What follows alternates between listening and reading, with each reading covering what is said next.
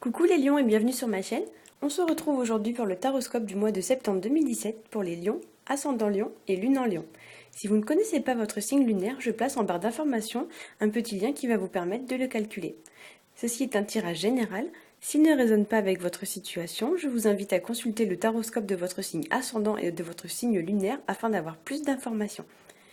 Aujourd'hui, je vous ai fait un petit tirage en 3 cartes avec le Rider Deck Tarot, qui est la version anglo-saxonne du tarot de Marseille. La première carte va représenter votre situation actuelle. La deuxième carte va représenter les obstacles que vous devrez affronter au cours de ce mois. Et la troisième carte symbolisera l'évolution de votre situation. Donc on va commencer tout de suite avec la première carte, qui est la carte du pape. Elle est tombée donc à l'endroit.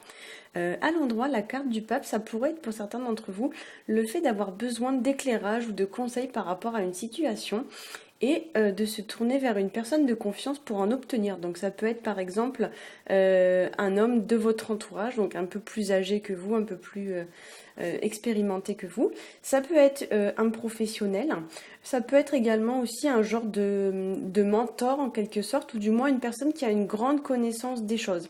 Voilà. Pour ceux qui sont en couple aussi avec la carte du pape, il peut y avoir l'idée qu'on reste un peu dans le droit chemin, qu'on est un petit peu dans la routine. Pour d'autres, il pourrait y avoir aussi l'idée de signer un contrat. Donc ça peut être un contrat de travail, ça peut être signer un bail, ça peut être, si vous êtes célibataire, s'engager dans une relation amoureuse. Et pour les étudiants, puisque c'est la rentrée, ça peut être aussi le fait de reprendre une formation ou reprendre leurs études. Voilà. Ensuite, donc, avec la carte du pape qui quand même symbolise un petit peu les traditions, d'autant qu'en deuxième carte, on a la carte du diable qui est à l'endroit. Il peut y avoir aussi, voilà, l'idée que pour certains d'entre vous, on peut se sentir un petit peu, voilà, piégé dans la relation, c'est la routine, on étouffe, la relation progresse plus, on se sent plus vraiment épanoui. Et on a besoin un petit peu de renouveau, de changement, on a besoin de changer d'air, etc. La carte du diable, vraiment, à l'endroit, c'est le fait de se sentir un petit peu asservi, un petit peu prisonnier de la relation et ne pas trop savoir comment s'en libérer. Si vous êtes célibataire, cette carte peut aussi symboliser le fait de se sentir étouffé sur son lieu de travail. Donc on pourrait avoir un petit peu envie de changer de boulot. On s'aperçoit voilà, qu'on n'évolue pas au sein de l'entreprise dans laquelle on est. On stagne un petit peu dans son job et on a envie un petit peu d'aller changer de travail. Il y a cette idée avec ces deux cartes que vraiment on a envie de mettre un peu aussi de fantaisie dans notre vie. On a besoin d'indépendance. Donc ça pourrait aussi symboliser que vous voudriez par exemple vous mettre à votre compte. Pour ceux qui sont salariés, vous pourriez voilà, avoir envie de créer votre entreprise, vous mettre à votre compte.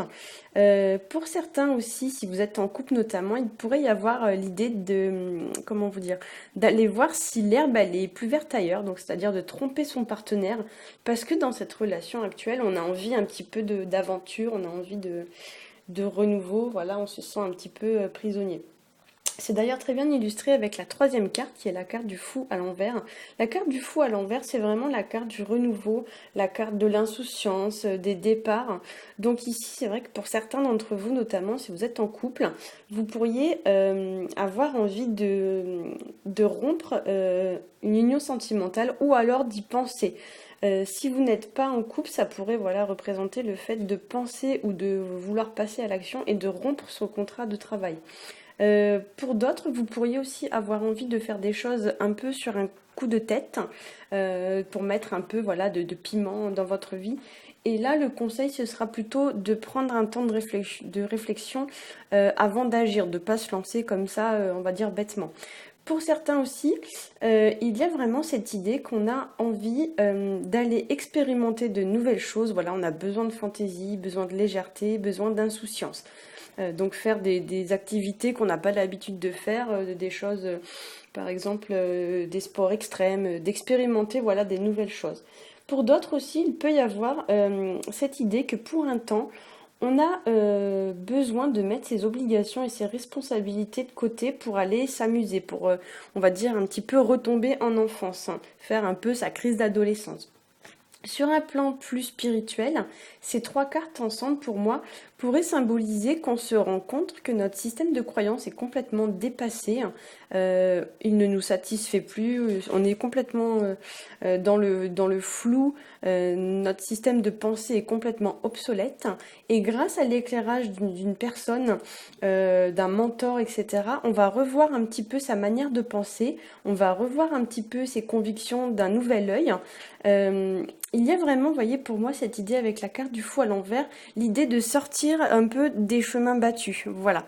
J'espère que ce tirage vous aura plu. Si c'est le cas, n'hésitez pas à liker, partager et à vous abonner.